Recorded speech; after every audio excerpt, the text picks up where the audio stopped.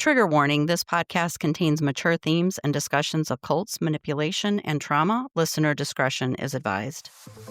Welcome to Cultimatum, the culture of cults and human trafficking, where we expose the dark side of control, manipulation, and the human stories behind them. I'm Anonymous Andrew, executive producer and investigator into cult dynamics and coercive control. And I'm Melody, a cult survivor and advocate for awareness and healing. This is Cultimatum.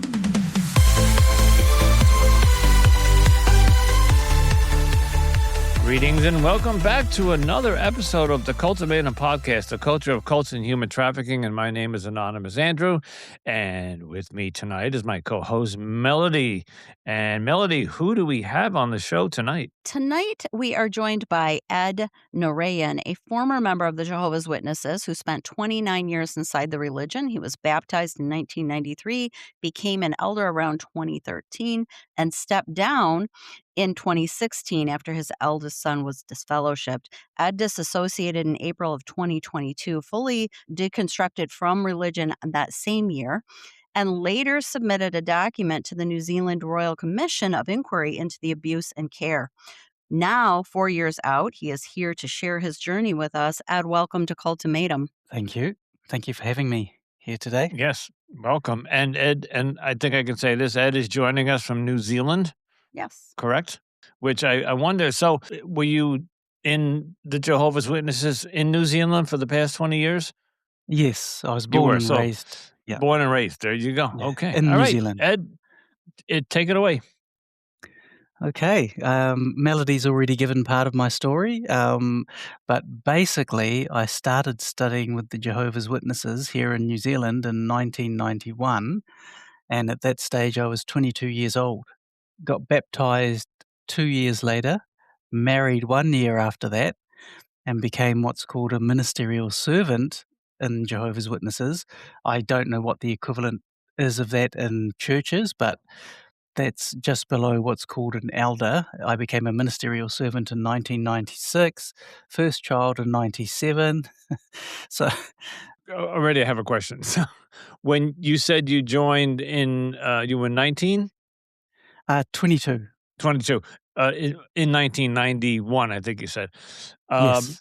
What got you to join? Were you recruited? Did they a knock on the door?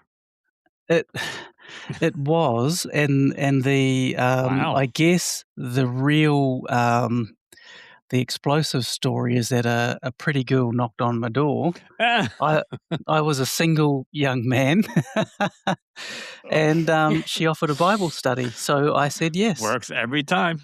Yeah, well, that's the explosive story. But really, at the time, as a 22-year-old, I didn't really know what I was doing or where I was going. Still a bit of a quandary in life. Nothing bad. Had a good life, I would say. And I had looked into religion itself. Obviously, being brought up in a Western country, Christianity was the religion of the day when I was growing up. So I'd gone to church when I was young. Caregivers took me to church whilst my dad worked. And also we had some Sunday school at my local, we call it primary school, but that you're starting year, 5, 6 years old. That's where we start. So we call that primary school in New Zealand. And so I always knew there was a God and I knew there was a Bible.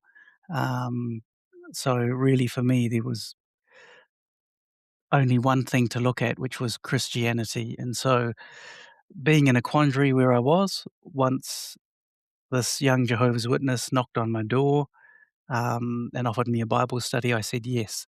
And I was in, basically. I find that fascinating because that's when you use the term Jehovah's Witness, that phrase, and way before I even knew that there were cults, that they were a cult, I'm going back to my younger years, my 20s and 30s, when they came knocking on my door, because I lived in a neighborhood that every Sunday they knocked on the door. And I could tell you some funny stories about that. because I got tired of it. I didn't think it worked. I really said, how does this work on people? Like, most people are brought up in a religion or not. You're either baptized or you're in some sort of religious. It could be, Orthodox, it could be Jewish, it could be Christian. Like you said, you were brought up in a Christian Western culture. And I wonder why all of a sudden at 20 whatever years old or 30, why a knock on the door would convert somebody. In your case, you said it was a pretty lady, which I find really fascinating. But I'm not laughing at you. I just think that's interesting that I wonder if they do that on purpose too. But anyway, but I think it was, I'm just fascinated that knocking on the door works. Yeah, and I think it previously, Jehovah's Witnesses had been knocking on my door for years. I was living Years. at home at the time, but it was generally, it was women that would be my age now. So as a young male, I wasn't really attracted to Jehovah's Witnesses because they weren't my age group. But No, of when the course young not. lady knocked on my door, then it was a different story. And as a young male, I couldn't say no. And you can call that whatever you like, but that is a typical male single. That's the way it works. That's Yeah, biology, I would say. I can't say that if somebody, a young, if I was in my 20s, a young woman my age or around my age, within my decade, I guess, knocked on my door and wanted to talk to me or try to sell me something, I would probably invite her in.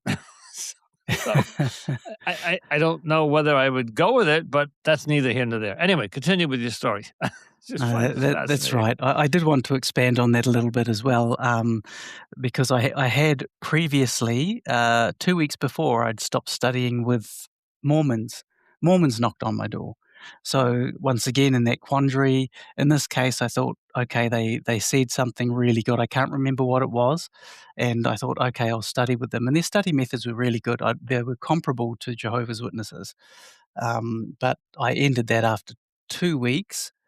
2 months, and then 2 weeks later, Jehovah's Witnesses knocked on my door, and that's where that all started. So, where did we get up to before? 3 children. 3 children, I was made an elder roughly in 2013, 2014. It's a bit blurry around there, I didn't keep any records. My eldest boy was disfellowshipped in 2016. I do have a quick question about exactly how did you become an elder? How does that process work? How do you get picked for that? Is that a voting process? How does that work? And Ah. what did that role mean to you at the time? Okay. You're amongst Jehovah's Witnesses, males are actually encouraged to become ministerial servants and elders. So that's always, I'll say, it's pushed on you. It's something to strive for. So to become an elder, y- back in those times, you had to meet certain, I guess you'd call them certain levels of what we called field service consistently, which is going out knocking on doors. Back then, it was a minimum of 10 hours, I think it was. And then all these other qualifications about your family, how your family is doing, how your children are doing. There's all these things in what's called the Shepherd the Flock of God. They've changed the name of it now, which is the Elders Book. And from there, they look at all the brothers that are ministerial servants in their congregations, and they'll basically pick which ones they think might be good as elders, and they'll discuss that together, then they'll vote on it. Then that goes to another level, which is someone called a circuit overseer. So he's like the Apostle Paul who went around to different congregations, and they pass that through the circuit overseer when he comes around to visit, which was every 6 months. And if the circuit overseer okayed it, then basically you became an elder. But that's the Okay, and same process for being a ministerial servant as well.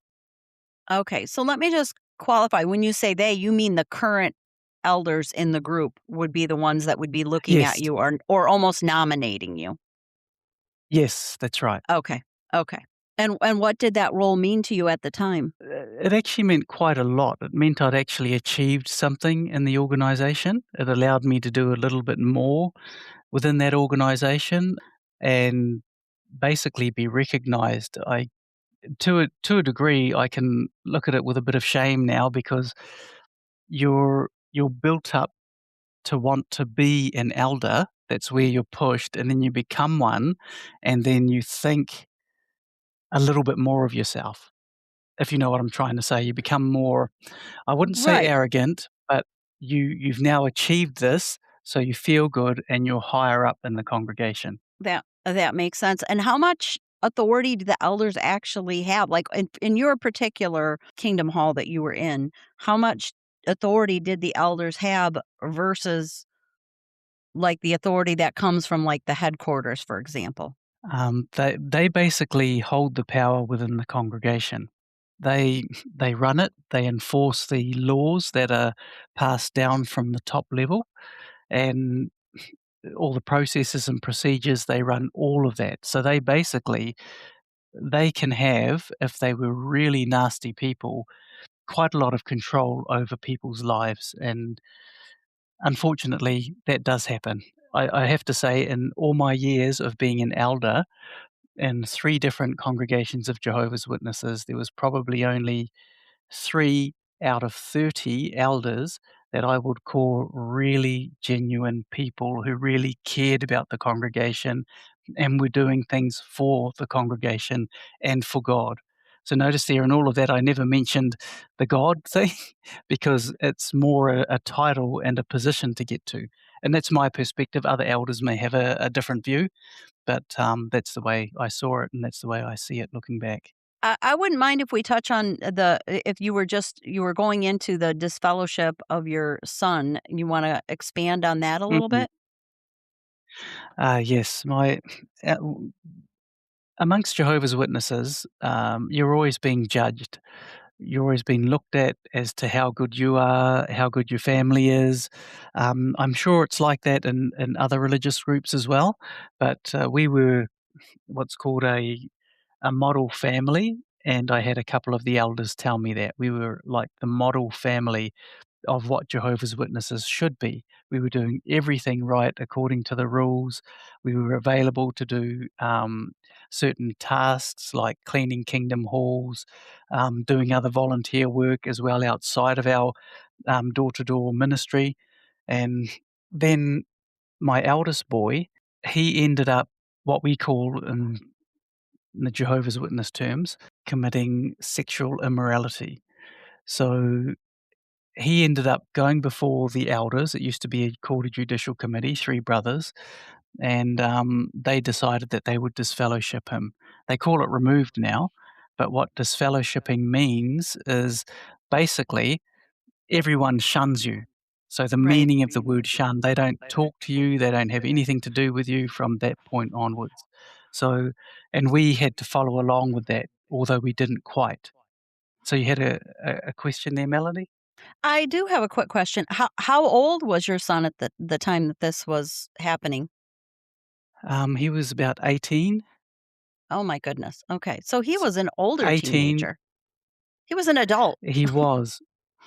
He was, and he was raised as a Jehovah's Witnesses, so he had basically no idea about the real world, where he'd always been raised in this bubble of being a Jehovah's Witness. All of his contacts, his social life was tied up with Jehovah's Witnesses, so that ended as soon as he was announced as disfellowshipped in the congregation. It was tough for my wife and I, but initially we tried to say to him, "If this is the girl you want, just go to a registry office, get married, and you can stay here with us in the house." But he didn't want to do that, so he left the house, and we had very little contact with him Mm. after that. Yeah, for So about a year or so. Mm. now, did you and your wife struggle with that? Did you agree with the congregation's decision at that time, or did you disagree with it, or were you conflicted? Um, it was we when you're a Jehovah's Witness, you go along with what the rules are, and the rule is to shun your child if they were baptized and they get disfellowship. So he had moved out of the home, basically no more contact with him. And it sounds cruel, and it is cruel, but we were able to do that for a little while, like a few months, because it is so hard on the child, but it's to me, it's still hard on the parents. And I felt very sorry for him because he'd never grown up with anything but Jehovah's Witnesses, and now he had to be on his own. And Yeah. that was a bit of an eye opener.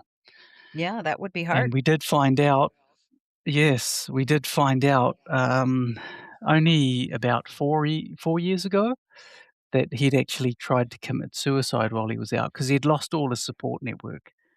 Oh So, gosh. I'm glad he'd had a good family life because I think that may have helped him, but I one thing that gets me hot under the collar with the Jehovah's Witnesses, which is why I left, is the problems they have with CSA. So I'm not sure whether I can say the actual words to that, but I'll say CSA for now because some of those victims get disfellowshipped or removed and they lose all of their social contacts. They lose everything, and yet they're the ones that were abused by someone in the congregation, and that's quite sickening to me, and that was what made me leave. Ah. Um, And but going back to my you can say and for anybody listening, it's child sex abuse is what he's talking about, and mm, we are an mm, explicit podcast, so you can say that on here, Ed, if you want to. okay, We are an we're an adult-only podcast, so, yeah, um, all but right. yeah, I and so are elders given specific instructions on how to handle child sex abuse cases, and they have to follow that from the headquarters down, or is that also done Yes. by from one kingdom hall to the next? No, it all comes from the top, from what's called the, governing body there in New York, 11 men. It's changed over the years, but it's 11 men now that they call themselves the governing body, which really is a corporate entity, not not a spiritual one, but they call themselves the governing body, and they're responsible for making all the rules and, for all of Jehovah's Witnesses. So, yes, that comes down to the elders in their elders book, which is called Shepherd the Flock of God. And there's lots of elders who actually put those books up on the internet. Um, I'm thinking they're what's called physically and mentally out PMOs, staying in maybe for their family, but you can get those Shepherd the Flock of God books on the internet and you can find out what the policies are of the Jehovah's Witnesses that the elders enforce. So, yeah, the thing about child sexual abuse is the first thing the elders have to do is call their local branch office. And for New Zealand, that branch office is in Australia. For America, uh, is it New York, Brooklyn, New York? Somewhere over there, I'm out of touch with that now. But that's what you have to do. You don't call the police as the elders, you call the branch. The elders are supposed to say to the parents of a child being abused that the parents have the right to call the police and the elders won't stop them, but the actual elders, according to the elders book, will not call the police. They will call the branch and the branch will tell them what they need to do. So that was a little bit of an eye opener, but I followed along with that. I never had to deal with child sexual abuse while I was an elder, but that is the thing, and what got me as well was that if a kingdom hall is broken into, the elders book says, "Call the authorities." When a child is sexually abused, the elders book says, "Call the branch." So it seems like more, let's protect ourselves, rather than the child. I would think a child is more important than a kingdom hall, and that's my view of it. Absolutely, that seems like very backwards, thinking, the stuff is more Mm, important than the people. Is the two witness rule in effect here also? it is. Yes, the two witness rule is definitely in effect. The if the So the victim can come forward and they can make their claim, And if the perpetrator says, no, they didn't do it, you don't have your two witnesses. So in every single case of Jehovah's Witnesses and child sexual abuse, you will always get that one victim, and then for there to be a second witness, then possibly a second victim for that same perpetrator. So it's quite horrific, really, if you start thinking in those terms. We'll be right back after a quick break. Don't go anywhere. More Cultimatum is coming up. And the other thing is the branch or the headquarters for a specific region that the Jehovah's Witnesses are in, they are the ones who give instructions to the elders as to what to do next. They are also the ones who give elders instructions as to whether they can tell any family heads who have young children in that congregation. If the branch doesn't give elders permission to tell parents or especially heads of families with young children, then elders cannot tell them. And that's another policy that to me is quite, I'll call it sick, really. They'll Yeah. Very they'll sick. announce to everyone when someone gets disfellowshipped or removed these days. They'll announce it to the whole congregation, but they will not say a word that there's a perpetrator in their congregation unless the branch tells them. And only then, it's only to the heads of families with young children. So any visitor who goes to the Kingdom Hall and they've got young children, they're a visitor, they will never be told, unless you've got an elder that's going a bit rogue and decides, I better let these people know that there is a perpetrator in our Kingdom Hall. So basically, the congregation does not know who these perpetrators are. I have an interesting question that I just kind of came up with based on kind of the dynamics of your story in particular. How often, if ever, are perpetrators of child sex abuse disfellowshipped or shunned within the congregation after something like this is reported? That I could not tell you because I don't know what the worldwide statistics are. Amongst us ex-Jehovah's Witnesses, we did follow the Australian Royal Commission, I think it was 2014, 2015, in which the branch or the headquarters for our region sent in records to that government inquiry in Australia, and there were, I think it was just over 1,800 victims, and there were 1,006 perpetrators, and none of them were reported to the police.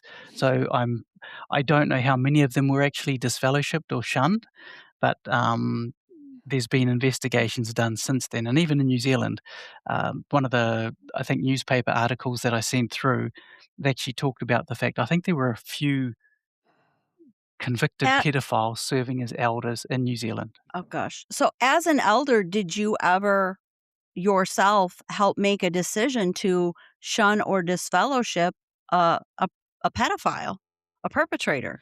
No, I'd never actually been involved in anything like that through my eldership, and I'm so glad because I would feel so guilty today if I had been part of those decisions, because I would have been a yes man, as I say all the Mm. elders are.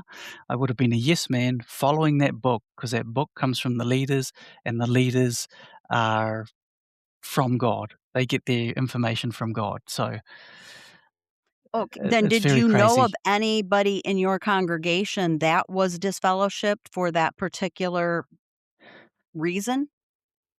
No, not until I got reappointed as an elder in the city that I'm in now.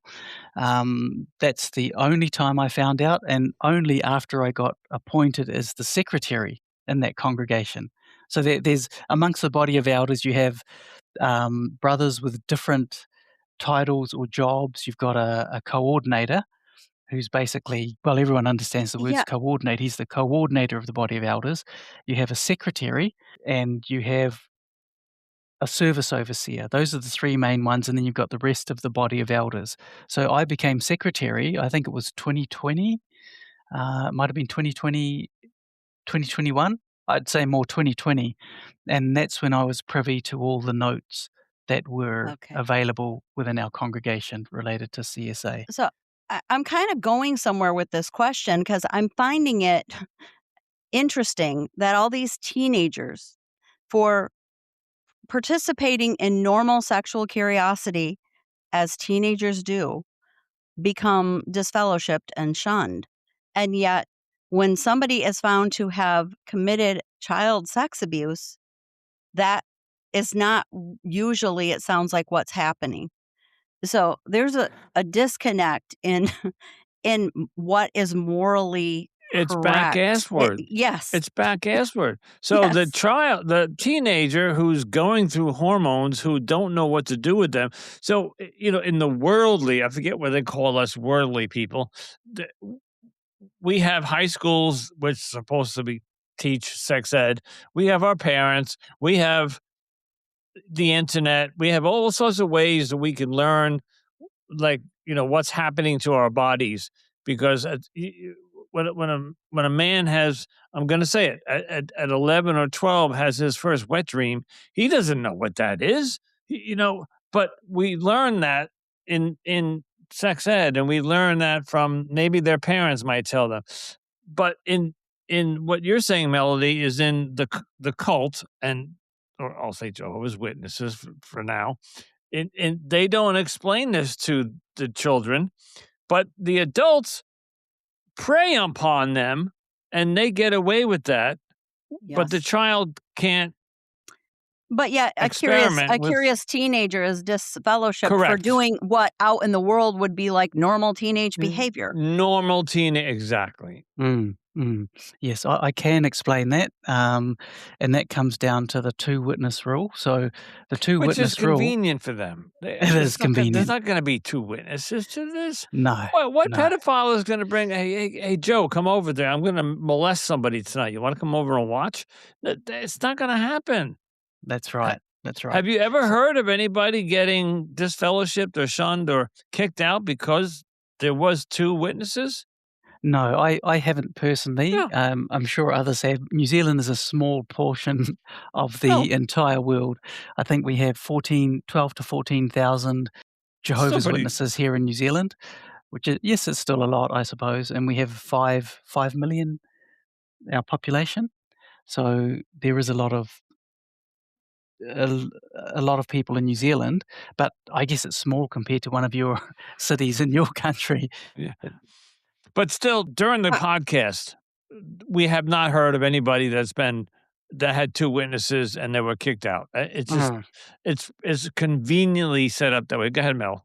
Oh, so I guess my question for you in this realm, Ed, is, was that part of your decision when you decided you were ready to leave, not only because of the child sex abuse cases, but the way they were handled versus the way your son's situation was handled? No, I was fully in when my child got disfellowshipped, and I agreed that he should have got disfellowshipped for what he did. The reason why he did get disfellowshipped was he confessed. So he confessed to what he'd done. If he'd denied it, then there's no two witnesses. You see, so even with a perpetrator for Wow. child sexual abuse, if that perpetrator confesses, then they will go through that whole judicial process. They call it a committee of Mm. elders these days. They've changed the wording, but it's the same thing. So they have to confess, and yeah, Uh, I would only be guessing to say confessing would be very rare I'm sorry. for Did you these guys. mention as to exactly what he did? Yes, yes. We call it committed immorality, sexual immorality. So he had sex with a girl.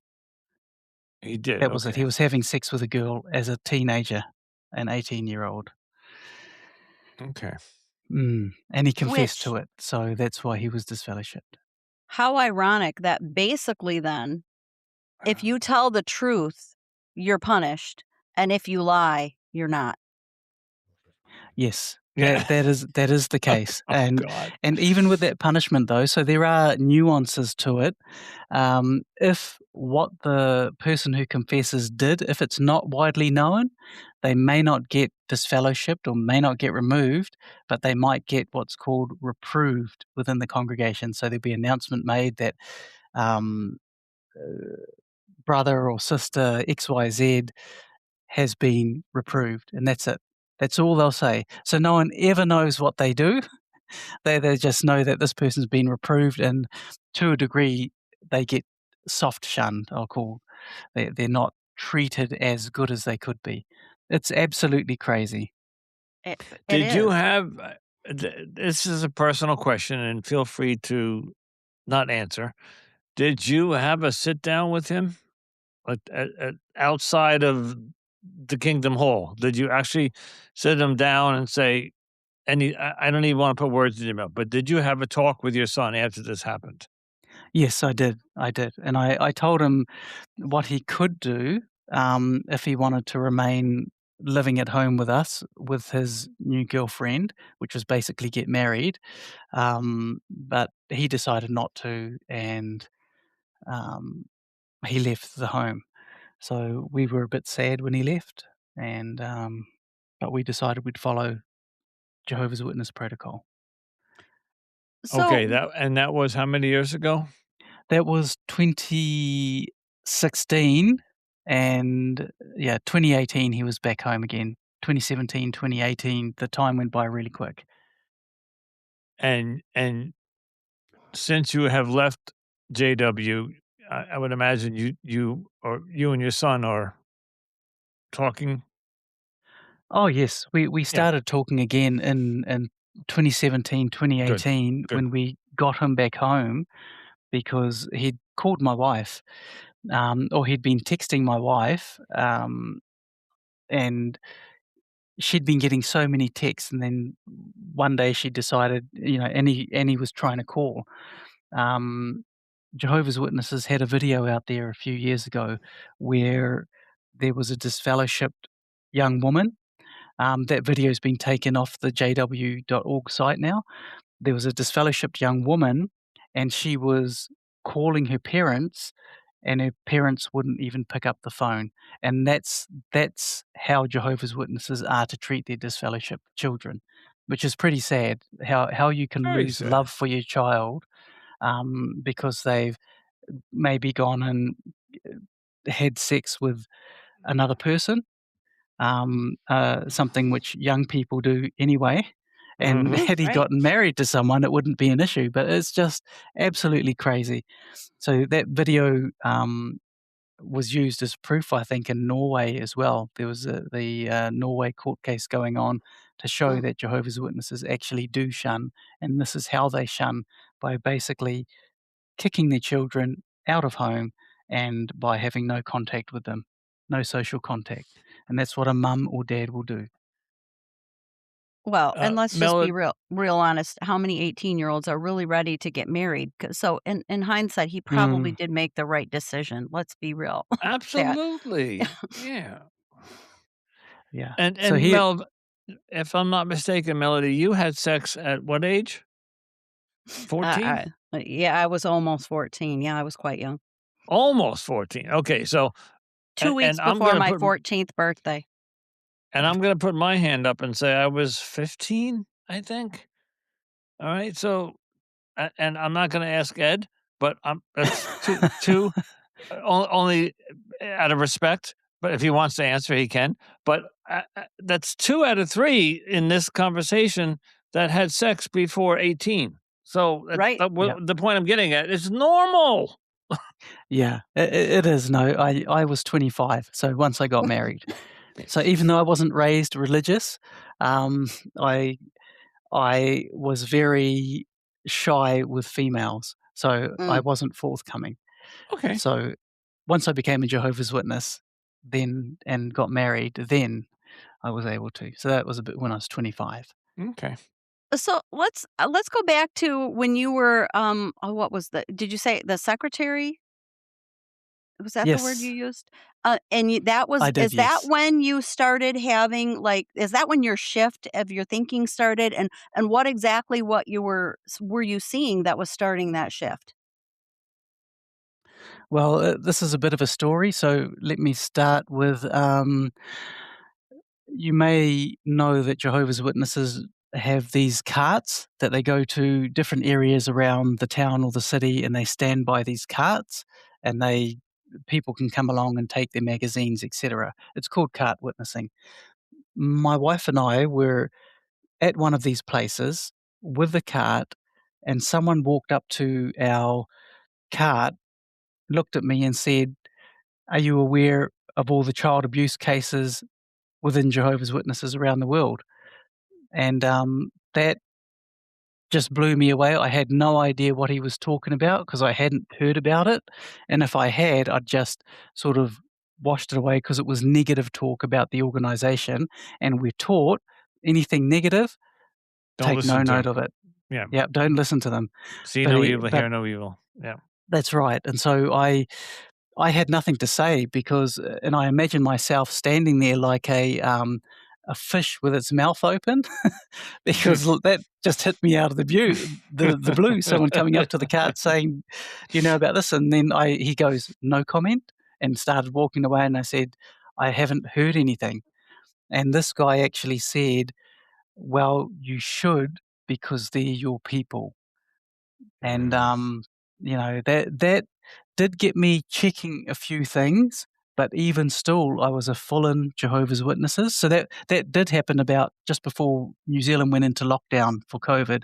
That was about 2019, late 2019, I would say, that happened. So I did look up a few things. I saw the Australian Royal Commission, but none of it hit me. As in, like, it just washed over me. I saw, yep, there was these problems, and I didn't have any reasoning. There was nothing there. I was a fallen Jehovah's Witnesses. It meant nothing. So it was still God's organization. So that sounds very strange. And when I think about it, it's like one of those things where you actually know you're in a cult. It's like it didn't tear at my heartstrings, nothing, though some of the cases that Mm, I read, I actually went and looked at the court documents rather than just newspaper reports and read the full court transcripts end to end. One of them took about 4 hours to read through everything, wow. and they were horrific, yet it did nothing to my JW psyche, which is Oh, very so strange, and that to so me is that isn't what started waking you up, or was that the beginning for no, you? that would have been the beginning. So even though all of that happened, and then I became an elder in the congregation that I was last in, and then the secretary, and then found all of the, not found, you're actually instructed as the secretary through the elders book to every year basically go and check all your documents that you've got. They've got a document retention policy, and you get to open some of those sealed envelopes, which some of them were on. I didn't know they were CSA, but I opened them up and read them, and then I was, I guess, privy to what had happened. But in my own head, it was these brothers have already dealt with it because these were already existing envelopes in the congregation, in a locked cupboard that only the secretary and basically the other elders could look at. So I was given that authority by the elders book to go and check those, and I did. And that's when I saw we had actually 2 convicted and 2 alleged pedophiles in our one congregation. So even still, at that point, that meant nothing to me in terms of um, thinking that Jehovah's Witnesses were bad. It was that we had these people here. I didn't even think about the fact that no one knew who they were. And even I couldn't tell anyone who they were once I Mm. found out because it's all confidential. So, yeah, Today, a offender has to register, and and you can go to a website and find out who they are. But in Jehovah's Witnesses, they keep them confidential. keep them It's confidential, yes. And unbelievable. that's all sent up to the branch, our local branch, and from there, I'm not sure if it goes further up to the US headquarters. I'm sure it does, because they have to be aware of everything. Of course. So what was it that finally Oh. broke you and made you leave? Right.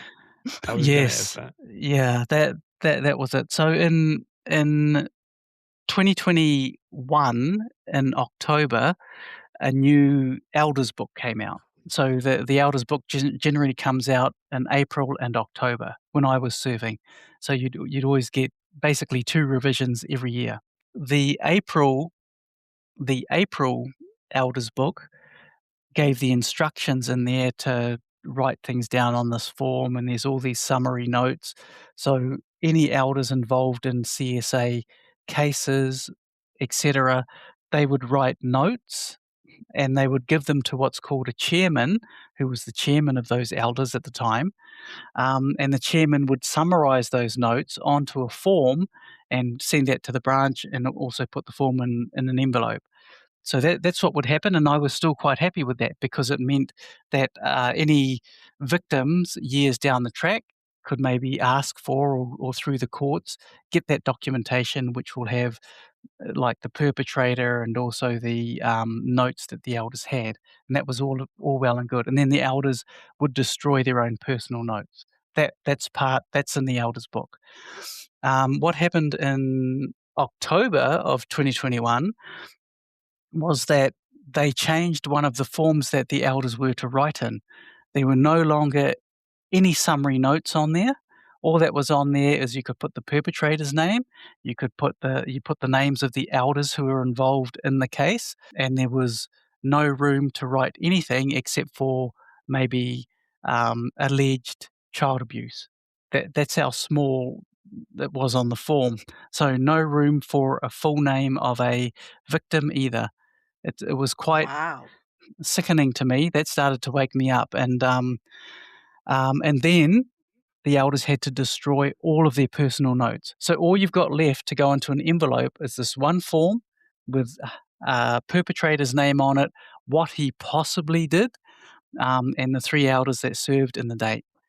And that was that started to really wake me up. That's when I very quickly. That was October. By December, I think it was November, December, I had a couple of meetings with a couple of the elders in our congregation to say, I said, I don't want to be an elder anymore. I can't serve because of this. And it was to do with those, the destroying of notes and the lack of information on these forms, that victims would not have access to any information besides the name of a perpetrator, and there's nothing tying the perpetrator to the victim. We'll be back after a quick word from our sponsor. And they were still in the congregation, or did they get shunned or disfellowshipped, these perpetrators? So those were previous perpetrators. So 2021, a new process came in, and that was a reduced process compared to what the other ones were. But for the existing perpetrators, no, they weren't shunned. They Oh. were still part of the congregation, Yeah, though they course. didn't serve in any capacity as an elder or a ministerial servant in that congregation. So the children were not safe still. So because these people, Yes, looking back, the children weren't safe. Yeah. So it is pretty sad. The other thing was, once I did what's called step down as an elder, and that happened, I think it was January of 2022. So we went from October 2021 to January 2022 when I stepped down. My wife's, they call him uncle, came over to our house and sat down outside with my wife, and they were having a chat because he'd heard that I'd left, and I could hear some of the words, because of course he doesn't want to talk to me. I'm I I'd basically left. He actually said to her that when he was serving in a congregation that's 20 kilometers away from our congregation, they had 2 pedophiles in their congregation. So I know for a fact that those pedophiles weren't in the congregation I was in. It wasn't among the 4 in mine. So between 2 congregations, you had 6 pedophiles, whether alleged or convicted. And was high numbers to me. That was A quite shocking. and that's the ones that you knew about. There were probably, I'm Yes. just gonna guess, another 6 or a dozen who were actively doing it and not hadn't been caught yet. That's Just right. that's an assumption, and I have to make sure that I'm not obviously accusing anybody, but it's just it's just sickening. Ugh. It is, yeah. Okay, It is so pretty bad. yeah, so let's jump to your deconstruction. So you went to the elders and you said, "I can't take this anymore. It's not, it doesn't sit well with me," and you literally walked away? Not quite. I stayed for so that was January 2022. I stayed until April 2022, so 3 months after that. So Okay. really, it was only like a 5 month all the way through to when I actually walked away, and I actually sent an email. So basically, you write to them and tell them you don't want to be associated with Jehovah's Witnesses anymore. That's what I did. And once that happens, an announcement is made to the congregation that you're no longer one of Jehovah's Witnesses, and from that point you're shunned.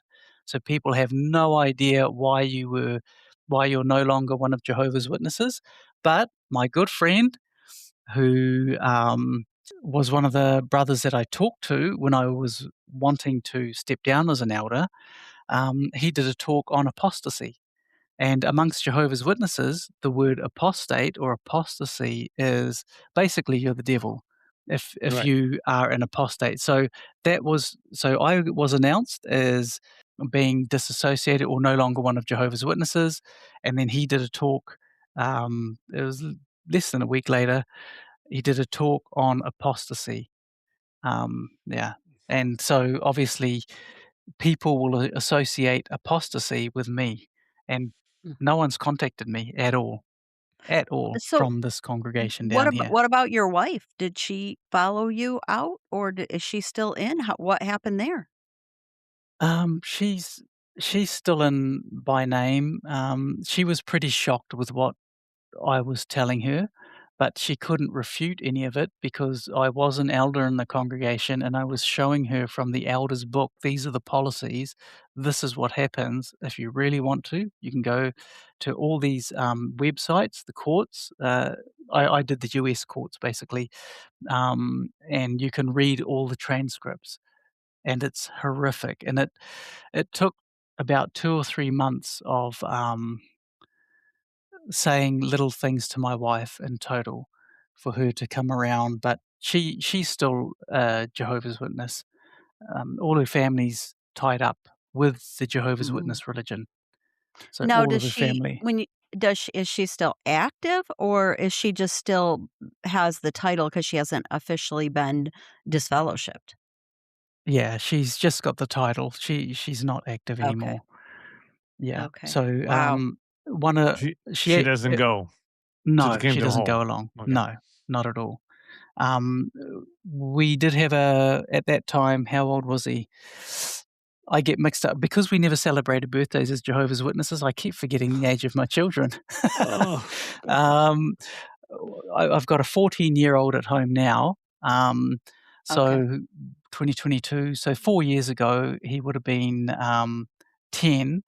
Yeah. When my wife still wanted to go to the meetings, I said, okay, you can still go to the meetings, but you're not taking him. I'm He's not taking the safe. kids. Good for you. No, not taking Wow. the kids. Good for you. And, yeah, she did come around she did believe me. In the meantime, she had a friend say to her that she should, divorce me because Well, this is what happens with Jehovah's Witnesses. I'm basically an apostate now.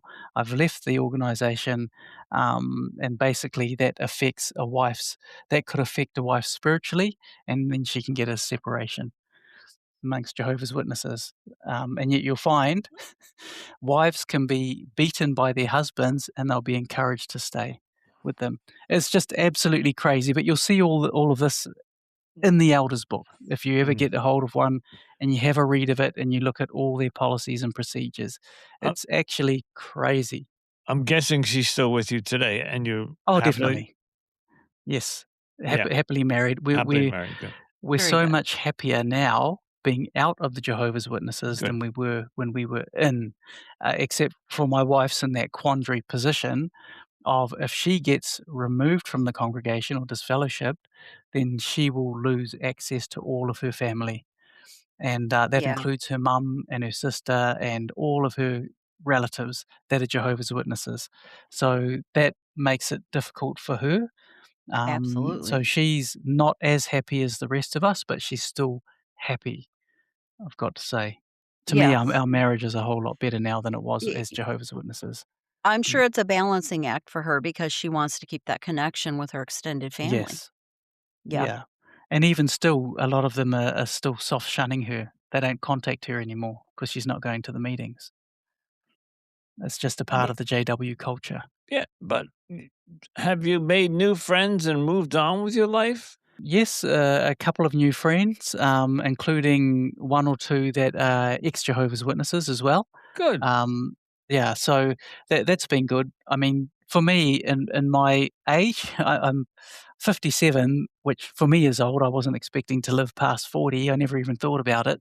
But in my old age, I'm very happy just to be with my Why family. why? From the doomsday perspective? No, this is from when I was young. I never thought about anything past that age. To me, 40-year-olds were old people We're old people, when I yeah. was young. And Me and too. then Me too. yeah, Hey, yeah. Ed, I'm 60, so I believe me, I know. yeah. I I'm never thought I'd make it 57. this far. Yeah, likewise, likewise. Never thought about it. So I'm very happy just being with my family, and, Good. I don't actually need any more, although I do want to help out others who may hear this story, maybe in New Zealand, and get in contact with me. And that's what's happened with a couple of others. They've actually seen my story, read something in the newspaper, and then they've actually contacted me. And that's been really good.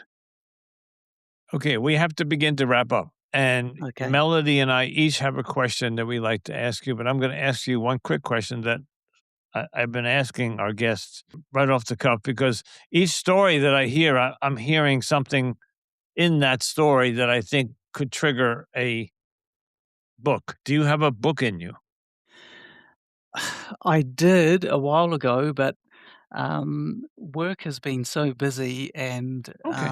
still got a 14-year-old at home, so Ugh. I haven't had time. But my eldest boy is planning to finish his book.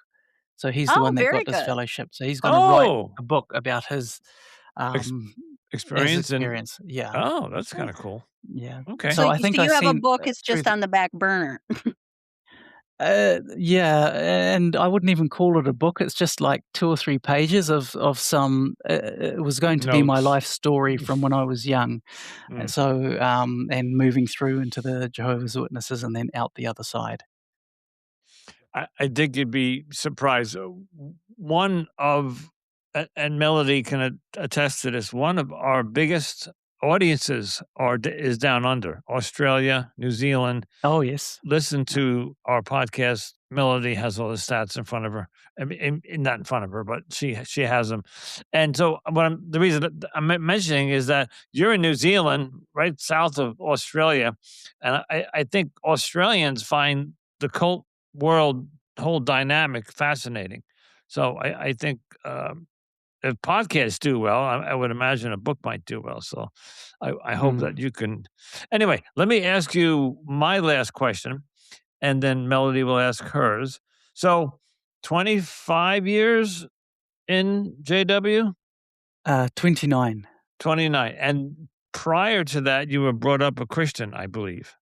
No, no, I just happened to attend church, through some caregivers whilst my dad was working, as a young child, and then there was also some Sunday schools, when I was at school.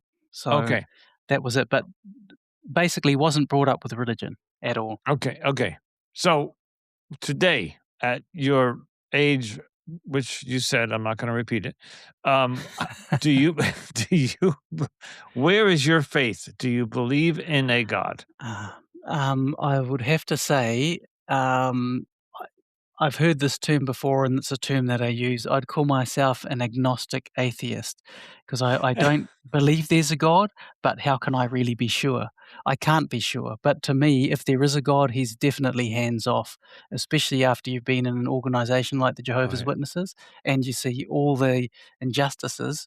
And of course, you can explain it away with the Bible, but with everything that happens, how can someone who's a Christian pray for, say, a car park or a space or a home, whilst there's children being abused and children Oh, dying of starvation, etc. So that was my reasoning. So I think if there is one, he's hands off. yeah, no argument here. No argument here. Okay, Mel? Yes, I call myself agnostic too at this point in my spiritual journey. Maybe something Mm. will happen in a later down the road where I'll change my mind and lean a little more one direction. But I will say before I ask my question, I'm gonna just confirm because I did look it up. Our top 5 cities as of today are number one is Sydney, Australia. This is in the last 80 days of listening. Number two is Palmerston North, New Zealand. Number 3 Wow. is Singapore, Singapore. Number 4 is Melbourne, Australia. And number 5 is Chesaning in the United States. So yes, New Zealand is also in there's a city in New Zealand in our top So listening. 4 out of the top 5 are Yes. down under. Yes, Yes. go Go figure. Wow. figure. So Wow. write that book. I think it'll do well.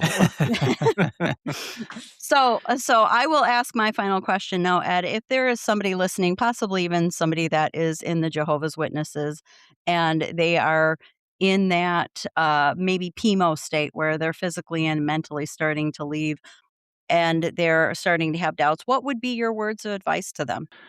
Oh, well, that's a difficult one because everyone's different. Some people need to remain because they'll lose their family. So for Right. those, yeah, for all of them, you could actually create a separate account and get on Facebook or Reddit to some of the XJW sites and find people that can support you.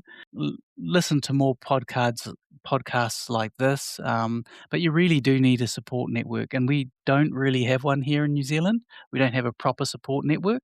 We do have there is an XJW site, and there was a guy, Shane Meechan, Mechen. He runs a Facebook group, and he's also been prominent with the in the XJW community. So I'd say him and his crowd would be the best support, and he'll always reply. He's actually really good. We have contact every few months. So that's Excellent. Shane Okay. Meechan. Excellent advice, Ed. And Yeah. you're right. It is different for every person, and you don't. Everybody needs a little bit different support to come out. But we so Mm, appreciate you coming on and reaching out to us to share your story. Ed, yes. where can we find you on social media? On social media, I am as a 57-year-old, I don't really have social media. I do have Facebook. I think I'm in there as Narayan Well, E, that's a and I great was line. it was Because just the that other should be me. I'm 60. I should not. What am I doing on social media? But yeah, I just can't stand Facebook because it keeps bringing up all these ads, and then it gives you all these friends who could be your yeah, friends, and I just don't have time. it's So stupid. I know. I was about to remove myself from Facebook, but someone had contacted me. So I am on Facebook. So you could just look up Ed Narayan or Edward Narayan, and you'll find me there. Okay. And that's it. Otherwise, it's email. I think if you do post some of the articles that I sent through, some of them may have my email address there. Okay. Okay. Yep, we Melanie can will include put that. And she'll yeah, contact you and we'll put all that in the show notes. yes. What All you right. want in there. Okay. Thank you. Ed, Thank you, thank Ed. you Okay. thank you so Yeah. much. What a fantastic again, another wonderful different perspective of the JW cult. Just phenomenal. Thank you. Thank you. Yes, thank you both. Thank you for all your hard work. Enjoy your podcasts. I really enjoy them. Thank Oh, you. thank you. And once again, we want to thank Ed so much for coming on the show and sharing his story with us. What an interesting perspective. We've got Mhm. the Yep. perspective of the elder going on, and then we've also got the New Zealand perspective, which we greatly appreciate as well. Just it's mind-boggling. Hey, down under, we Yeah. love you. It's just Yes. mind-boggling that Melody's in the middle of the United States. I'm in New York, and our biggest audience is down under. And Yes. thank you. I Yes, love it. we So, definitely appreciate that. So, and I eh, I answered this question on another podcast about my virginity, and I'm just gonna clarify here that, yes, I lost my virginity at a very young age, And I'm only bringing this up because it actually does have to do with my cult story. Because of that, because I lost my virginity so young, a boyfriend when I was in middle school, and basically that is what kind of led me into my cult. Because of the guilt I was feeling because of that, Introduced you. Yeah. the guilt I was feeling, I felt like the cult would wash me of my sins, so to speak. I realized as I said that was some people who don't listen to the show, who might be newcomers, may think that was a very inappropriate question to ask my co-host. But you have already Yes, announced that.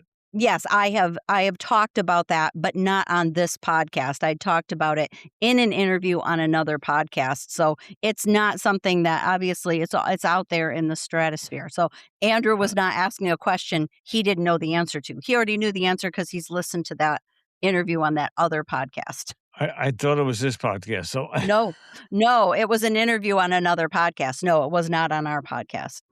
I believe it was the divorcing religion interview that I did, that somehow that question came up or Okay. she asked me that and it led to that. So yes. So I just wanted to explain to our audience because they probably not listened to that interview necessarily unless they're avid listeners of both That's why podcasts. that's why I brought it up. I didn't want them to think that I just put you on the spot there. That information you have already revealed, and it Yes. was pertinent to the fact that we were trying to get to the point where teenagers will Yes. do that Experiment. and that was for you many years ago. Today Yes. they're doing it at 12 years old. They're doing Yes. it so it's Yes. So that's I just wanted to clarify that, but because and yes, it was, if it had been on our podcast, I wouldn't feel the need to clarify it, but because it was on a different podcast that I talked about that. So but yes, we so appreciate Ed coming on, and he did an excellent job telling his story, sharing his story with us. And I love the perspective of getting some of those New Zealand, and now we've had some with the Australian from the 2x2 cult. Mhm. She'll have her episode will have aired by now. Oh, actually, her episode already did air this week. So, and now we've got some New Zealand guests. So, all of you over there in the down under area, if you are wanting to share your story with us, feel free to reach out via Yeah. our Please email come or on. on. Yeah, absolutely. So so thank you all to Ed. And as always, thank you to all of you for tuning into Cultimatum. We truly appreciate your support as we work to expose the truth and highlight the voices of these survivors. If you're enjoying the show, please take a moment to rate and review us on Apple and Spotify. It helps more people discover the podcast, creating a greater awareness. And don't forget to follow, share, and keep tuning in to our latest episodes. You can also follow Cultimatum on Instagram, TikTok, Pinterest, and YouTube for extra content and updates. And be sure to join our Facebook community, Cultimatum Podcast, where we continue the conversations and keep you posted when new episodes drop. And if you're a cult survivor looking for additional support and connection, we invite you to join the Facebook group Cult Escape and Healing. You can also find more information about the show, including our full legal disclaimer, on our websites at cultimatumpodcast.com or anonymousandrewpodcaststudios.com. And if you have a story related to cults or human trafficking that you'd like to share, you can reach us at cultimatumpodcast@gmail.com. And if you'd like to support the show, you can do that by using the link in the show notes called Buy Us a Cup of Coffee. Your support helps cover production costs and allows us to keep bringing these important stories to light. And as always, stay safe, stay informed, and remember, you are not alone.